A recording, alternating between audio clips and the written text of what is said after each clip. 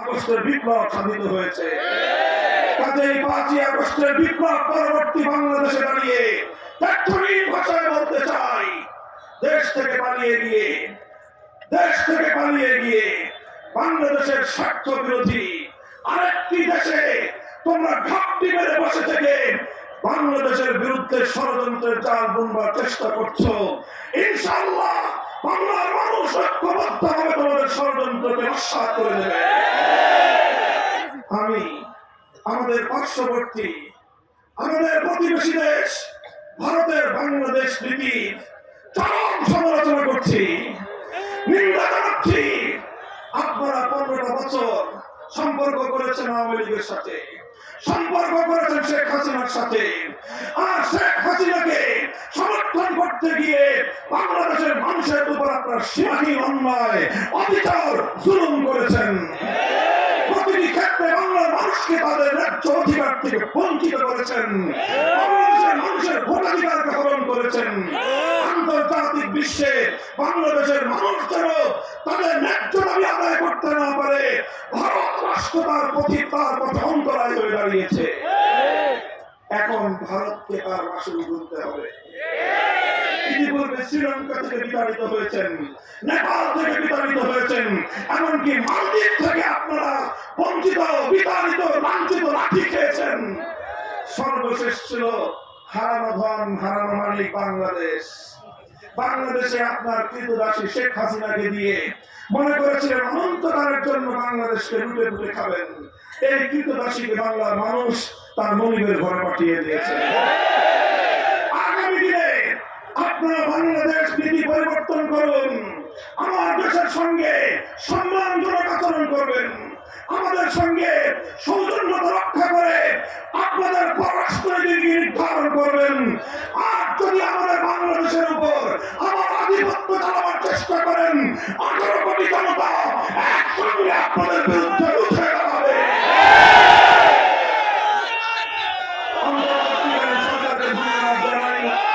ভারতীয় আধিপত্যবাদের বিরুদ্ধে জাতীয় ঐক্য গড়ে তুলবার জন্য ঐতিহাসিক পদক্ষেপ গ্রহণ করেছে। সকল ধর্মমত, হিন্দু, বৌদ্ধ, খ্রিস্টান, মুসলমান, সব ধর্মের ধর্মীয় গুরুদেরকে নিয়ে ঐক্য গড়ে তুলেছেন। সকল রাজনৈতিক দলগুলোকে ডেকে ঐক্যবদ্ধ করেছেন। বাংলাদেশের প্রশ্নে আমরা দেখিয়ে দিয়েছি আমাদের মধ্যে রাজনৈতিক বিরোধ থাকতে পারে, দেশপ্রেমের প্রশ্নে আমরা অভিন্ন এবং ঐক্যবদ্ধ। তবে সেই সঙ্গে আমরা আরেকটা কথা বলতে চাই, ভারতীয় আধিপত্যবাদকে বাংলাদেশে শুধুমাত্র একটি আন্দোলনের মাধ্যমে রুখে দেওয়া সম্ভব নয়, বরং ভারতীয় আধিপত্যের প্রতিটি ছিদ্রপথকে চিরদিনের জন্য বন্ধ করে দিতে হবে। বাংলাদেশে ভারতীয় আধিপত্যবাদের বিরুদ্ধে যে সকল প্রতিরোধ ব্যূহগুলো রয়েছে সেগুলোকে শক্তিশালী করতে হবে, পুনর্নির্মাণ করতে হবে। সংবিধানে বিসমিল্লাহির রহমানির রহিম অন্তর্ভুক্ত রয়েছে। খবরদার এই বিসমিল্লাহ থেকে কেউ যেন রক্তচক্ষু দিয়ে তাকাবার চেষ্টা না করে। সংবিধানে, বাংলাদেশের সংবিধানে আল্লাহর উপর অবিচল আস্থা এবং বিশ্বাসের যে কথা ছিল সেটাকে আবার অন্তর্ভুক্ত করতে হবে। বাংলাদেশে রাষ্ট্র ধর্ম ইসলাম রয়েছে। অনেকে বলে রাষ্ট্র কি ধর্ম পালন করে, রাষ্ট্রের আবার ধর্মের দরকারটা কি? আমরা তাদেরকে সবিনয় জিজ্ঞাসা করতে চাই, রাষ্ট্র কি কথা বলে? রাষ্ট্রের ভাষার দরকারটা ছিল কি? 52 সালে আমার ভাইয়েরা বুকের রক্ত দিয়ে রাষ্ট্র ভাষা বাংলাকে রক্ষা করেছিল। রাষ্ট্র কথাও বলে না, রাষ্ট্র নামাজও পড়ে না। রাষ্ট্র কথা না বললে যদি ভাষার দরকার হয়, নামাজ না বললেও রাষ্ট্রের ধর্মের প্রয়োজন রয়েছে। যেই যুক্তিতে বাংলা ভাষা রাষ্ট্র ভাষা হয়েছে, একই যুক্তিতে ইসলাম বাংলাদেশের রাষ্ট্র ধর্ম হয়েছে। যদি রাষ্ট্র ধর্ম ইসলামের ব্যাপারে কোন ধরনের বিকল্প চিন্তা করা হয়, গোটা বাংলাদেশে বিদ্রোহের আগুন উঠবে।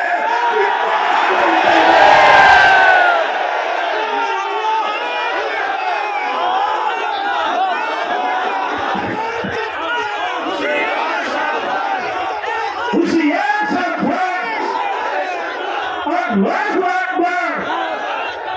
সংগ্রামী সাথী ও বন্ধুগণ, কাজে আমি সংবিধানের এই তিনটি বিষয় গুরুত্বের সঙ্গে এগুলো বিবেচনায় রাখার জন্য উদাত্ত আহ্বান জানাচ্ছি।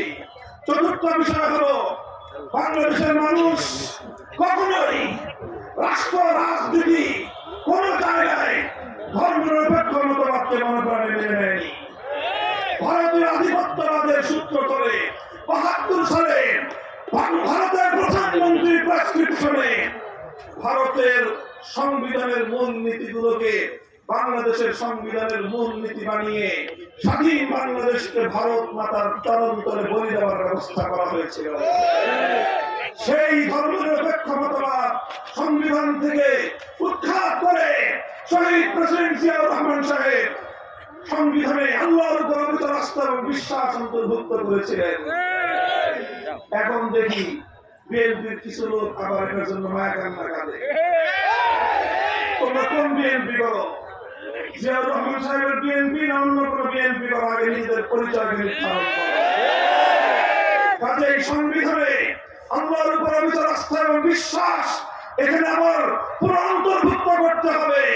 সেই ধর্মনিরপেক্ষ মতবাদ ভারত থেকে আমদানি করা হয়েছিল, ভারতীয় কৃতিদাসীকে যেভাবে ভারতে পাচার করা হয়েছে, তার মূলনীতি ধর্মনিরপেক্ষ মতবাদ নয়াদিল্লিতে আবার পাঠিয়ে দিতে হবে। বাংলাদেশের সংবিধানে ধর্মনিরপেক্ষ মতবাদ থাকতে পারে না, থাকতে হবে না।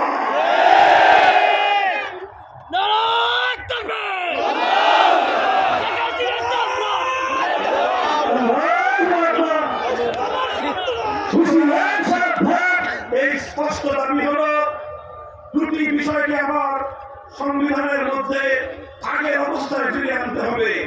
একটি হল আল্লাহর উপর অবিচল আস্থা এবং বিশ্বাস ফিরিয়ে আনতে হবে। ধর্মনিরপেক্ষ মতবাদ এটাকে সংবিধান থেকে বাতিল করতে হবে। বিসমিল্লাহির রহমানির রহিম, রাষ্ট্র ধর্ম ইসলাম, এখানে হাত দেওয়ার কোন অপচেষ্টা করা হলে সে হাত আমরা ভেঙে গুড়িয়ে দেব।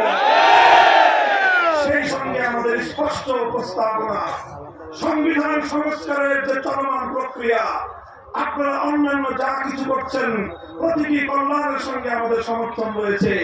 সেই সঙ্গে আমরা স্পষ্ট দাবি তুলতে চাই, ৯০% মুসলমানদের এই বাংলাদেশে সংবিধানে কোন একটি ধারা সংযুক্ত করুন, যেই ধারার মাধ্যমে আমার দেশে কোরআন সুন্নাহ বিরোধী, ইসলাম বিরোধী কোন আইন, নীতিমালা, বিধিমালা কার্যকর হওয়ার পথ মুক্ত হয়ে যাবে। যে কোনো কোরআন সুন্নাহ বিরোধী আইন হোক, যে কোনো নীতিমালা বিধিমালা হোক, সেটা বাংলাদেশে অকার্যকর হবে এমন একটি ধারা সংবিধানে সংযুক্ত করার জোর দাবি জানাচ্ছি। সংগ্রামী সাথী ও বন্ধুগণ, এভাবে আমরা আগস্ট বিপ্লবের পর আমরা স্বপ্ন দেখছি বাংলাদেশের মানুষ সব রং দেখা শেষ।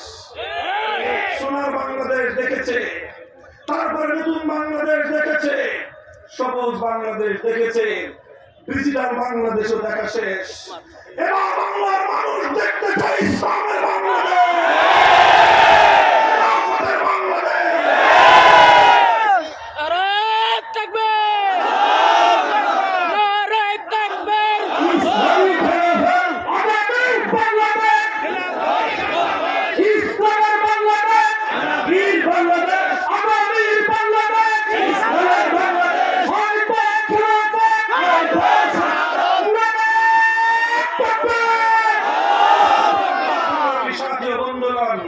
সেই সাথে অন্তর্বর্তীকালীন সরকারকে উদাত্ত আহ্বান জানাতে চাই, এই যে হত্যাকাণ্ডগুলো সংঘটিত হয়েছে, ২০০৯ সালের পিলখানার হত্যাকাণ্ড, ২০১৩ সালের শাপলার গণহত্যা, ২০২১ সালের মোদী বিরোধী আন্দোলনের হত্যাকাণ্ড, ২০২৪ সালের ফ্যাসিবাদ বিরোধী আন্দোলনের ২০০০-এর বেশি ছাত্র জনতার গণহত্যা, প্রতিটি গণহত্যার বিচার করতে হবে।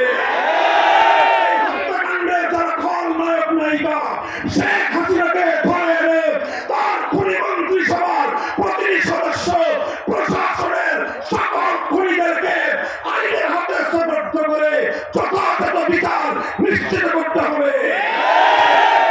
বাংলাদেশ থেকে পাচারকৃত হাজার হাজার বলা যায় না, এখন লক্ষ লক্ষ কোটি টাকা। এগুলো আবার সারা পৃথিবী থেকে গুছিয়ে কিভাবে ফিরিয়ে আনবেন, ডক্টর ইউনূস সাহেব সেই উদ্যোগ গ্রহণ করুন। সকল পাচারকৃত টাকা ফিরিয়ে এনে দেশের উন্নয়ন, জনগণের কল্যাণে এগুলোকে নিয়োগ করা, বিনিয়োগ করা, ব্যবহার করার উদ্যোগ গ্রহণ করুন। আমাদের সমর্থন আপনার সঙ্গে থাকবে। প্রয়োজনীয় সংস্কার কাজে মনোযোগ দেন। প্রয়োজনীয় সংবিধান সংস্কার, নির্বাচন ব্যবস্থা সংস্কার, এই বিষয়গুলো সুসম্পন্ন করুন। প্রশাসনের মধ্যে ঘাটতি মেরে বসে থাকা ফ্যাসিবাদের দোষরদেরকে চিহ্নিত করুন। এই ফ্যাসিবাদের দোষর যারা রয়েছে তারা প্রশাসনে ঘাটতি মেরে বসে থেকে এখনো বাংলাদেশের বিরুদ্ধে ষড়যন্ত্র অব্যাহত রেখেছে। এখনো বাংলাদেশের সচিবালয়ে রাষ্ট্রজনক অগ্নিকাণ্ড সংঘটিত হয়। বাংলাদেশকে ব্যর্থ করবার জন্য এখনো ইসকন তৎপরতা চালায়। এখনো বাংলাদেশের চট্টগ্রামে সরকারি আইনজীবী শহীদ সাইফুল ইসলাম আলিফকে নির্মমভাবে আদালত চত্বরে জবাই করে হত্যা হতে হয়। আমরা বুঝি এর মাধ্যমে বাংলাদেশকে অস্থিতিশীল করবার পায়তারা চালানো হচ্ছে।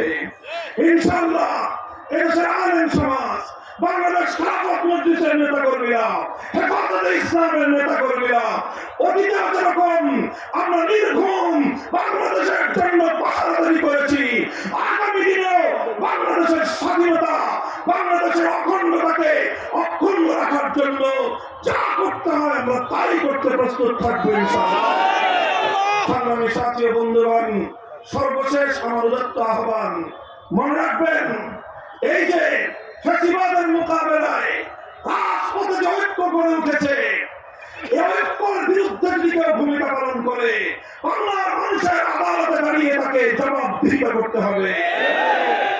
বিশেষ করে আমি প্রধান দুই দল বিএনপি এবং জামায়াতে ইসলামীকে লক্ষ্য করে বলি, আপনারা যত দ্রুত যেভাবে নিজেদের মধ্যে পারস্পরিক প্রতিদ্বন্দ্বিতা নয়, আপনারা সংঘাতে আপনারা নিজেরা যেভাবে নিজেদের মধ্যে বাদানুবাদে জড়িয়ে পড়েছেন, এর সুবাদে যদি ফ্যাসিবাদ বাংলাদেশে আবার পুনর্বাসিত হয়, বিএনপি এবং জামায়াতে ইসলামীকে বাংলাদেশের জনগণ ক্ষমা করবে না।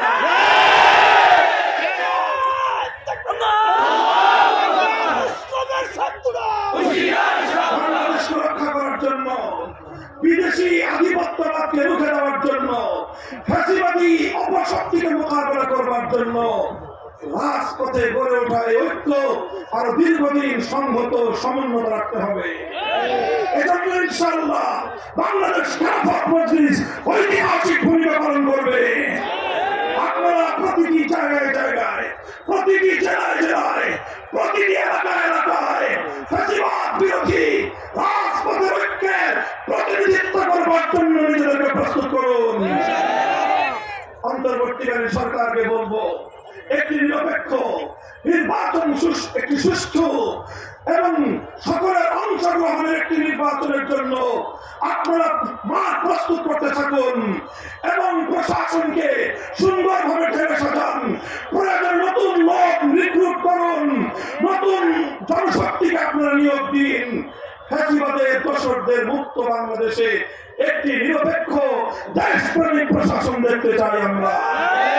সংগ্রামী সাথী ও বন্ধুগণ, সব কথার শেষ কথা হলো এই, যত তন্ত্রমন্ত্র যাই হোক না কেন, যদি চূড়ান্ত ভাবে বৈষম্যহীন সমাজ গড়তে চাও, পূর্ণাঙ্গ ইনসাফ ভিত্তিক সমাজ যদি গড়তে চাও, কোন তন্ত্র দিয়ে, কোন মন্ত্র দিয়ে হবে না। একমাত্র আল্লাহ প্রদত্ত রাজনৈতিক বন্দোবস্ত, খেলাফতের রাজনীতি ছাড়া চূড়ান্ত বৈষম্যহীন সমাজ গড়া সম্ভব নয়। তাই আসুন পটুয়াখালীর এই বিশাল জনসমুদ্রকে লক্ষ্য করে আমি আহ্বান জানাবো, আসুন আমাদের হাতে হাত রাখুন। টেকনাফ থেকে তেঁতুলিয়ায় বাংলাদেশ খেলাফত মজলিস একটি খেলাফত প্রতিষ্ঠার সংগ্রামের নিবেদিত প্রাণ কর্মী বাহিনী গড়ে তুলছে। আপনারা এই কর্মী বাহিনীতে যোগদান করবেন ইনশাআল্লাহ। বাংলাদেশ খেলাফত মজলিস এবং তার সহযোগী সংগঠন বাংলাদেশ খেলাফত যুব মজলিস, বাংলাদেশ খেলাফত ছাত্র মজলিস বাংলাদেশ খেলাফত শ্রমিক মজলিস, আপনারা প্রত্যেকে চার চার স্থান অনুযায়ী সংগঠনগুলোতে অন্তর্ভুক্ত হয়ে আমাদের হাতে হাত রাখুন। আমরা একটি বৈষম্যহীন বাংলাদেশ উপহার দেব ইনশাআল্লাহ। বাংলাদেশকে সকল আধিপত্যবাদী শক্তির হাত থেকে মুক্ত রাখার জন্য আমরা রাজপথে প্রতিরোধ সংগ্রাম গড়ে তুলব ইনশাআল্লাহ। প্রস্তুত থাকবেন তো আপনারা? বৃহত্তর ইসলামী ঐক্য করবার জন্য বাংলাদেশে সকল ইসলামী সংগঠনগুলোর সাথে আমরা আমাদের আন্তঃযোগাযোগকে আরো শক্তিশালী করব। আমরা বিশ্বাস করি বাংলাদেশের স্বাধীনতা এবং ইসলাম এক সূত্রে বাঁধা।